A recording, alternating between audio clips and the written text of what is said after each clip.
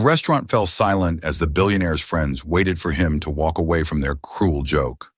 Instead, he pulled out her chair, looked into her eyes, and said 5 words that changed everything.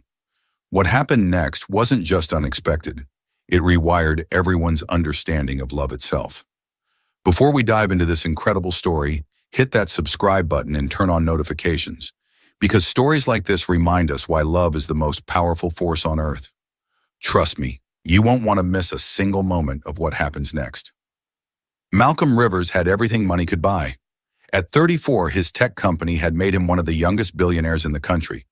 He lived in a penthouse that overlooked the city like a kingdom, drove cars that cost more than most people's homes, and attended parties where champagne flowed like water.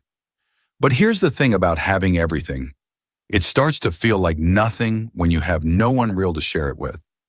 Every relationship Malcolm attempted felt transactional. Women wanted the lifestyle, the status, the Instagram photos in exotic locations. Men wanted business connections, investments, or just to say they knew him. His closest associates, Vincent and Lawrence, were business partners who'd been with him since the early days. They enjoyed the wealth, the power, the doors that opened when Malcolm walked into a room. But friendship, real friendship, that was something even money couldn't buy. One evening at an exclusive club, Vincent and Lawrence watched Malcolm turn down yet another beautiful woman who'd approached their table. She'd been flawless, model gorgeous, perfectly dressed, saying all the right things. But Malcolm had politely declined, explaining he was looking for something more substantial. After she walked away, Vincent laughed and shook his head. "You're impossible, Malcolm," Vincent said, swirling his whiskey. "What are you even looking for? A woman who doesn't care about money? Good luck finding that unicorn." Lawrence leaned in, a cruel smirk playing on his lips. Maybe Malcolm needs a reality check. Maybe he needs to see what dating is actually like for normal people who can't flash a black card. That's when the idea formed. A twisted, arrogant idea born from too much wealth and too little empathy. They would set Malcolm up on a blind date with someone they deemed completely wrong for him, someone who didn't fit the usual profile of women in their circle.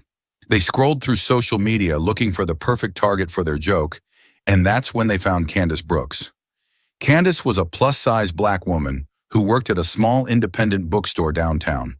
Her profile was filled with pictures of books, poetry quotes, and candid shots with friends.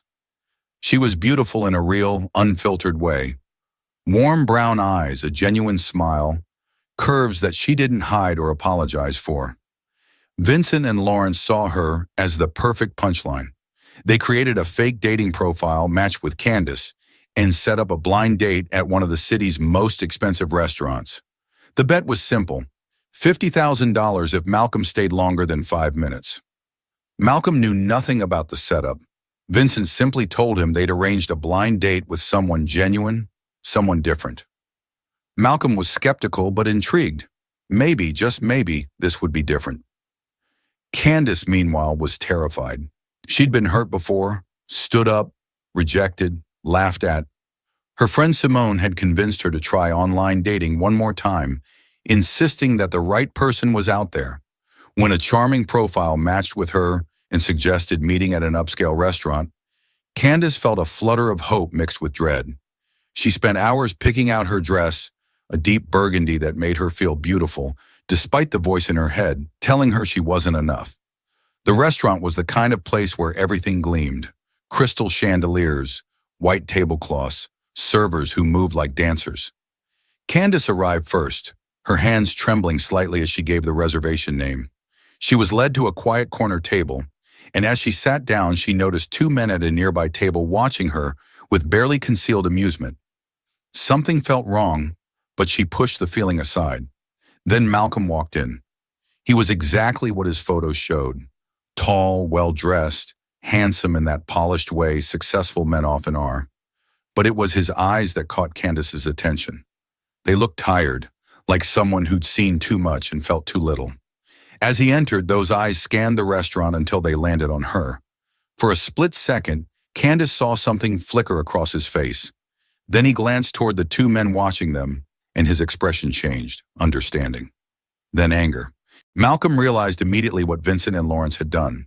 He recognized their setup, their cruelty, their assumption that he would be horrified. As he stood there, he had a choice. He could walk away, let Candace think she'd been stood up, and deal with his so-called friends later, or he could do something different, something real.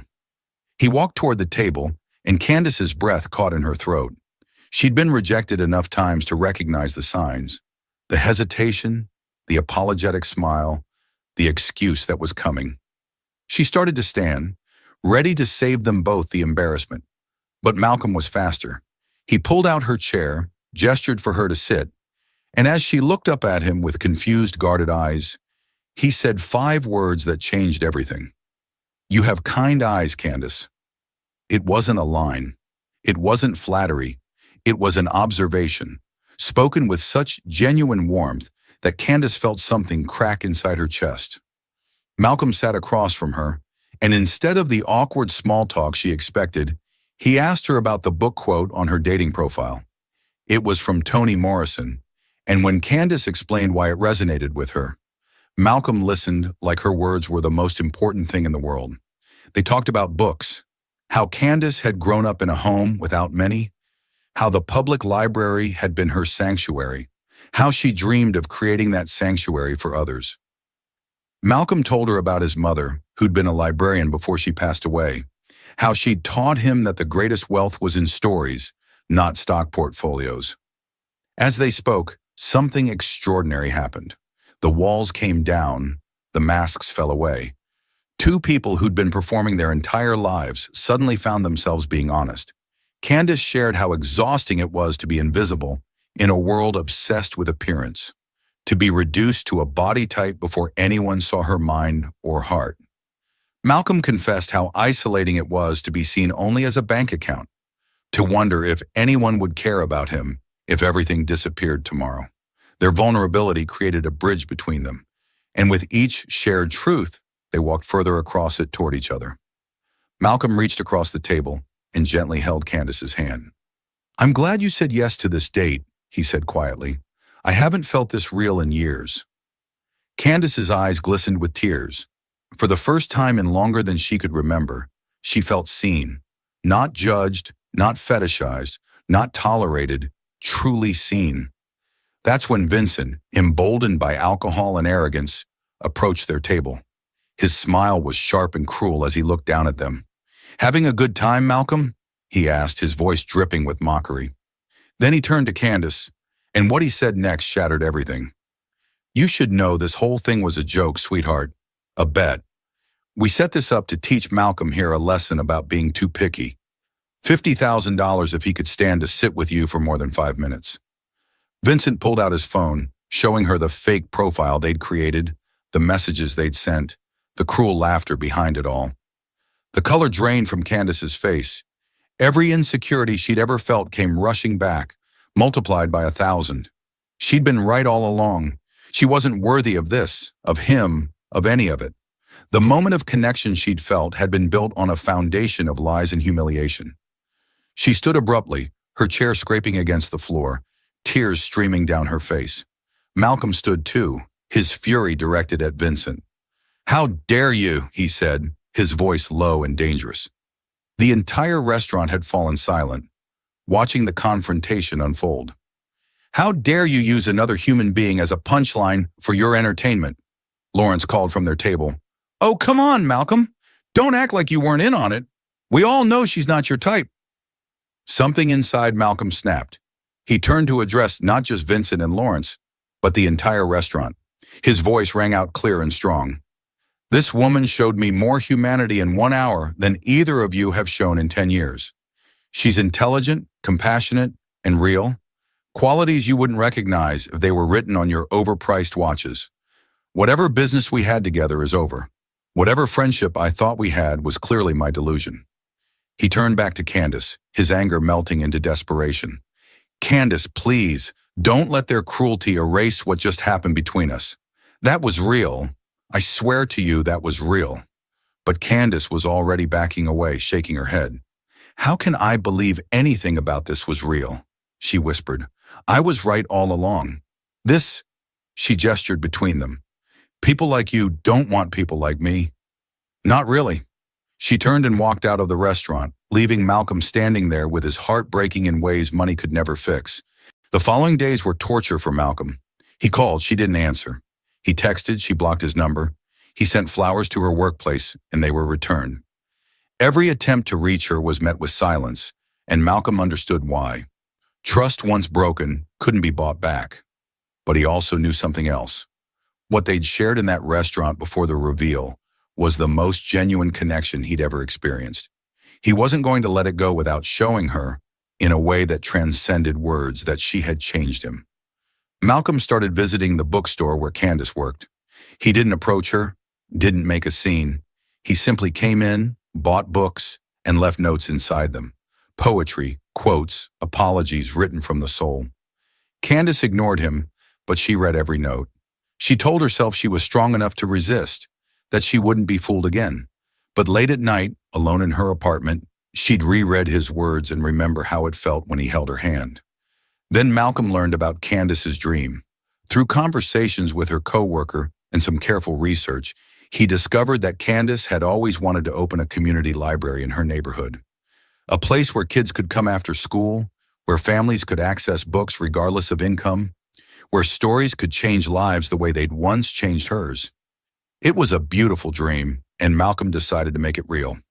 He found an abandoned building 3 blocks from where Candace lived, an old movie theater that had been closed for years. He bought it, and for the next month, he poured himself into its renovation. Not just his money, but his time. He was there with the contractors, painting walls, building shelves, choosing books. He consulted with librarians, community leaders, and educators to create something truly special. And when it was finished, he named it the Candace Brooks Community Library. The opening ceremony drew the entire neighborhood.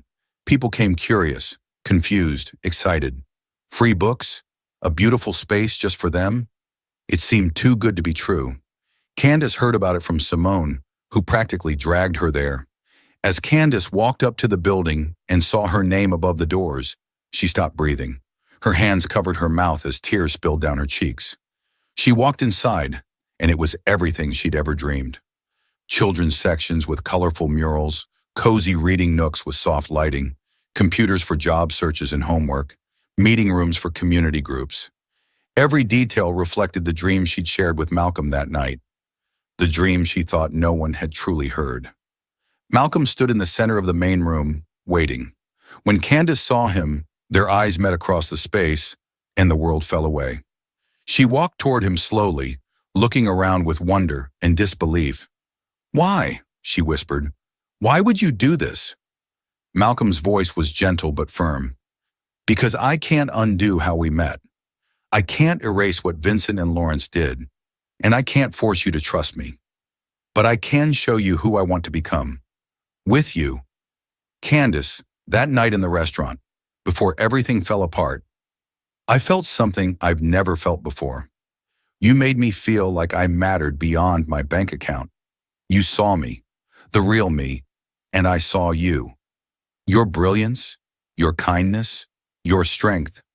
I'm not asking you to forgive me for how we met. I'm asking you to consider what we could be if we started over. Candace was sobbing now, overwhelmed by emotions she couldn't name. "But look at me," she said, gesturing to herself. "Look at you. People like you don't end up with people like me. This is a fantasy that can't survive the real world." Malcolm stepped closer, his eyes never leaving hers. "You want to know why you're worth all this?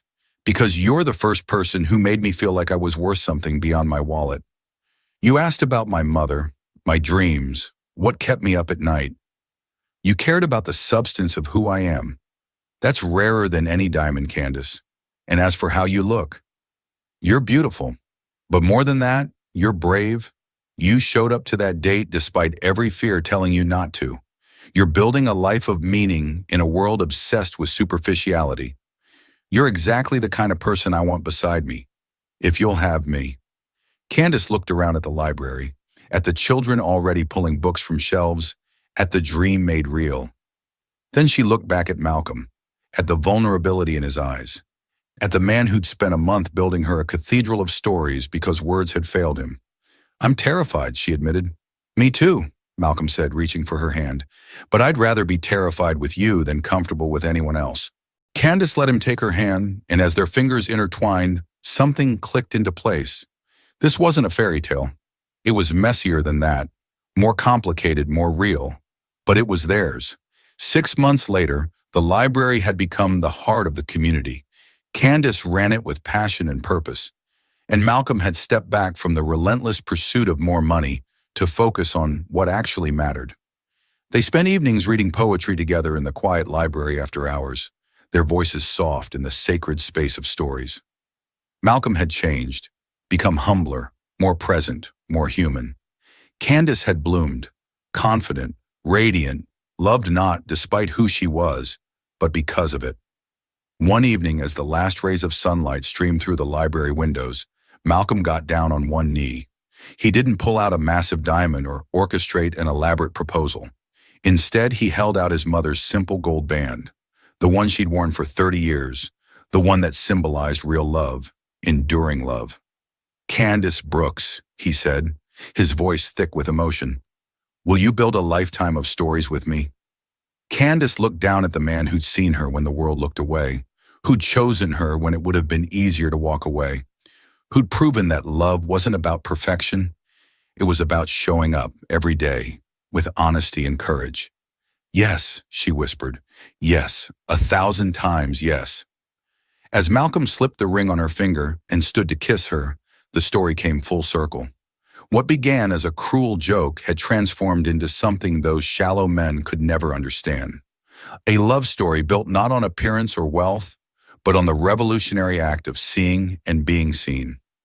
Their story reminds us that the deepest connections happen when we look beyond the surface, when we choose vulnerability over vanity, when we recognize that every person carries infinite worth that has nothing to do with how they look or what they own. Love doesn't ask for perfect people. It asks for honest ones. It asks for brave ones. It asks for people willing to look past what the world values and see what actually matters. The human heart in all its imperfect, beautiful glory. This story reminds us that the deepest connections happen when we see beyond the surface. If this touched your heart, smash that like button and share it with someone who needs to hear this message. Drop a comment telling us your thoughts. Have you ever been judged before someone got to know the real you? Subscribe for more stories that restore your faith in humanity. Remember, love doesn't need perfect people. It needs honest ones.